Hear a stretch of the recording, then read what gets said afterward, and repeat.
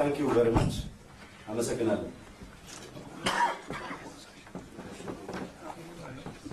Your Excellency Dr. Workneh Gebeyehu, Foreign Minister of the Federal Democratic Republic of Ethiopia, Your Excellency Rex Swine Tillerson, U.S. Secretary of State, Ambassadors, Ministers, all protocol observed, welcome to Addis Ababa, the political and diplomatic hub of Africa. As His Excellency Minister Tillerson said during his speech at George Mason University, Africa is part of the future. It's a continent in which 70% of its population is youth. This population, Your Excellency, is an opportunity and again a challenge. Ethiopia, as a US partner and longer in the continent, I believe this extraordinary visit will further deepen the ties of Ethiopia and United States, one of the oldest diplomatic ties. According to our program, His Excellency Dr. Workneh and His Excellency Rex Tillerson will highlight the gist of their discussions to the media, and that will be followed by questions from media houses. Media houses, make sure that you have one question. If it is more than one, Yes. the two principals will respond to one question only. I thank you very much, Excellency Dr. Workneh. Thank you very much. Thank you. Good afternoon. The House is full. Your Excellency Rex Tillerson, Secretary of State of the United States of America, we are delighted to have you here in your visit to Africa as a first stop here in Addis Ababa. United States and Ethiopia have a century-old relationship, a relationship which time-tested, all-weather relationship. So, Your Excellency, your coming here is a testament for this strong relationship. I and Excellency Secretary discussed extensive issues. Bilaterally, we discussed about regional issues, the regional security, international issues, international politics. At the same time, how to boost our economic ties and investment between the United States of America and Ethiopia. We touched about the issue of South Sudan and Somalia, which we are working very closely together. And also, we discussed other very important security concerns that we have.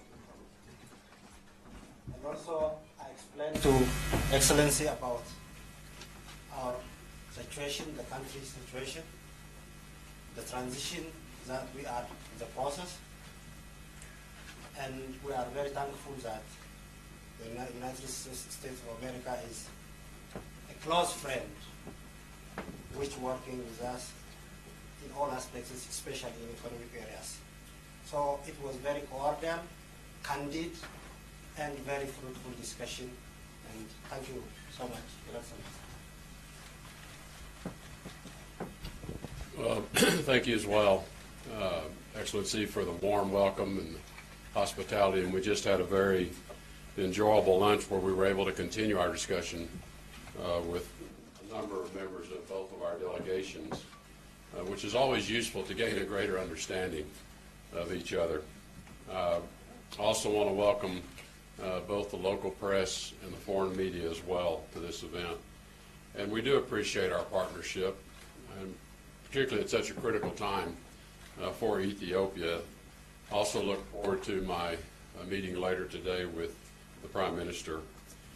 And I'm quite excited to be in Ethiopia. This is my first visit, and certainly this was an important place to start my trip as Secretary of State to the continent, in large measure because of the more than 100-year diplomatic relationship between Ethiopia and the United States.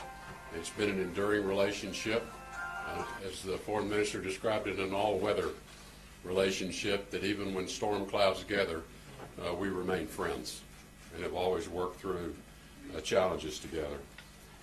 Also want to acknowledge again today, this being International Women's Day, and an opportunity to recognize and celebrate the social, economic, cultural, and political achievements of women across the world, and note the role of women in Ethiopia in promoting economic growth as well. It's quite evident the prominence that the women already occupy in government, but in economics as well, strengthening the rule of law, the important role they play in human rights, and building and strengthening a civil society that will thrive. As I indicated, the United States and Ethiopia are longstanding partners. I was glad to have the opportunity to exchange views with the Foreign Minister on many areas of mutual interest that we share. We recognize and share concerns expressed by the government about incidents of violence and loss of life. We do firmly believe the answer is greater freedom for people, not less. We recognize the transition that is underway in Ethiopia, the first ever voluntary transfer of power. And I view this as a very positive symbol of the strength of this very young democracy in Ethiopia, a peaceful transition of power. Given recent events, the United States has expressed our concerns with the government's decision to impose another state of emergency, because it does put restrictions on fundamental rights like assembly and expression. We also discussed in our exchange the importance of ensuring that security forces remain disciplined in maintaining law and order, preventing violence. They have a very difficult challenge on their hand. This tests their own discipline as well.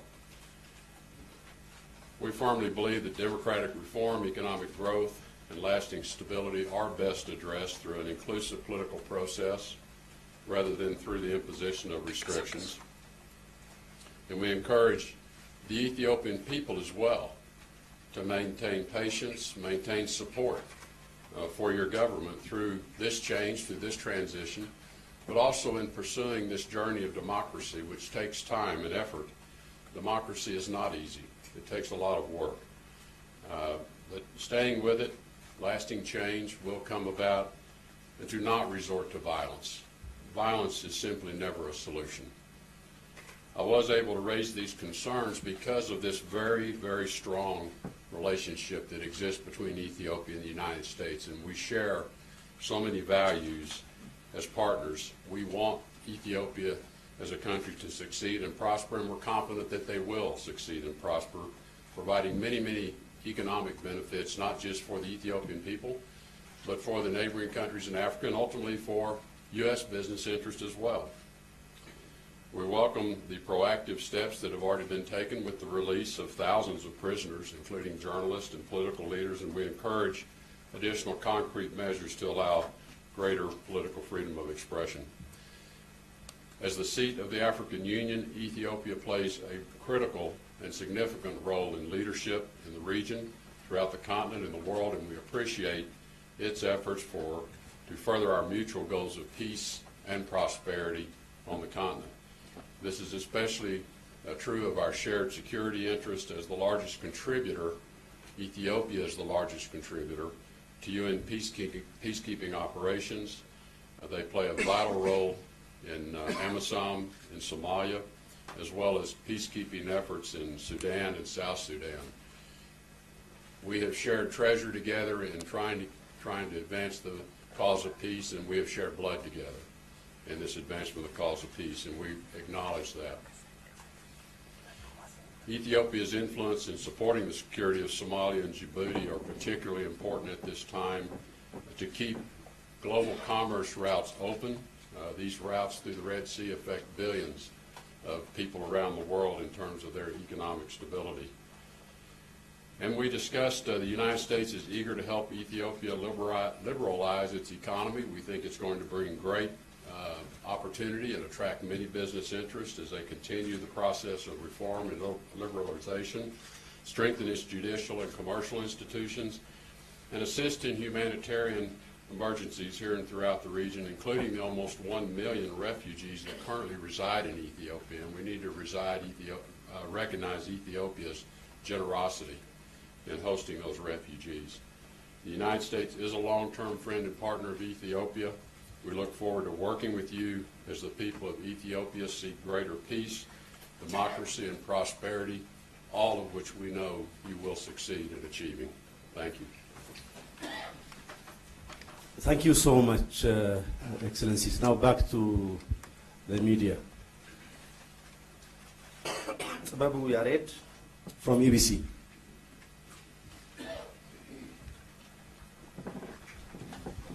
Thank you very much. Thank you very much. I'm Babu from EBC. My question goes to Your Excellency, Mr. Tillerson. What is the purpose and, of course, the implication of your visit to Ethiopia at this particular time? Thank you. Well, as I indicated, this is a very, very long-standing relationship, more than 100 years. Ethiopia is a large population country. They are an important security partner in the areas that I've already touched upon. And we also see Ethiopia's journey towards democracy. I think 27 years now, which is a long time, but it's a young democracy. And as I indicated, democracies are challenging. It's not easy to take a country forward as a democracy. And so we're here also to support Ethiopia's journey towards democratic society and institutions. But importantly also to have an exchange on additional steps that could be taken. What else can the U.S. do to be supportive and helpful of Ethiopia's economic development? Ethiopia has a vibrant economy, but there's a lot of potential that is yet to be realized in Ethiopia's economy. And we think there are great opportunities for U.S. private sector engagement in supporting economic growth, creating jobs for these many millions of young people who are working hard, getting an education in school. Now they want to have their opportunity for a future themselves. And so we want to be a part of that and hope to be a part of that. So there are so many touch points where we share a common interest of security, stability for the region, which affects our security, but also affects global security, and then opportunities for economic prosperity. And that's the purpose of the trip, is for us to better understand how do we work together as partners to achieve what are really common aspirations. Next question, Sisayu Bishet, Afro FM. I'm trying to meet gender parity. Thank you very much. My question also goes to Secretary Tillerson. You came during the time of the second state of emergency in Ethiopia, and what is your opinion towards the state of emergency as many nations are voting on that, and how is the U.S. following the current political situation in Ethiopia, and what role does it want to play?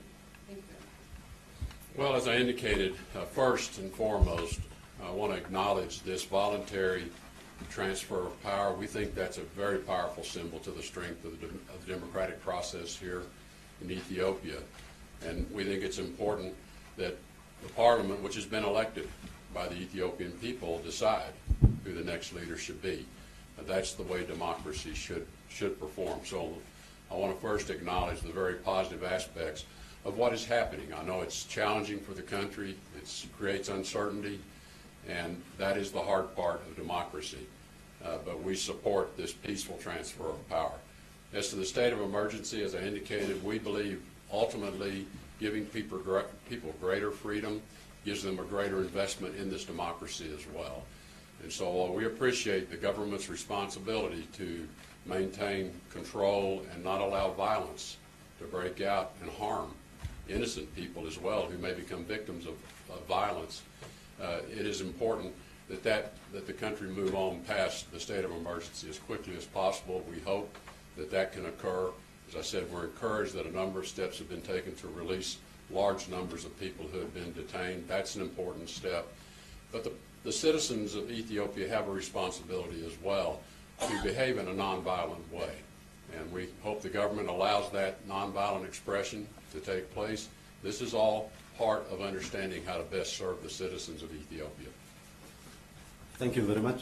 Gurum Chala from CGTV, international correspondent based in Addis. Thank you very much, Groom CGT, and Mr. Minister, thank you very much, as well as Mr. Secretary. The Ethiopian Airlines over the past few years has spent about $20 billion, that's Ethiopian money, invested in the United States and the Boeing company, to be particularly straightforward. Now, when it comes to those, the money spent, 100,000 plus jobs were created in the United States. When it comes to the investments of the United States to Africa, Ethiopia particularly, we don't see much. Policy-wise, what's the next move in this country, and particularly also in the African continent, to expedite investments? And how do you view, Mr. Minister, the expectation from the Ethiopia side, the U.S. involvement in helping the country industrialize and even more trade internationally? Thank you very much.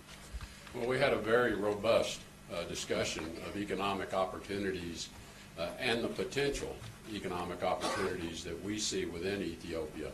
And because you mentioned the aviation connection, Ethiopia is becoming a critical hub for intercontinental traffic for people traveling from the United States, with more and more nonstop connections for Americans to travel to Addis Ababa and then make connections to other parts of the continent. I think this is going to promote a great deal of interest in Africa and in Ethiopia. You know, there are still economic reform measures that are necessary, not just in Ethiopia, but in other parts of Africa as well, to lower some of the barriers to investment, create greater certainty to outside business investors, strong rule of law, good regulatory processes.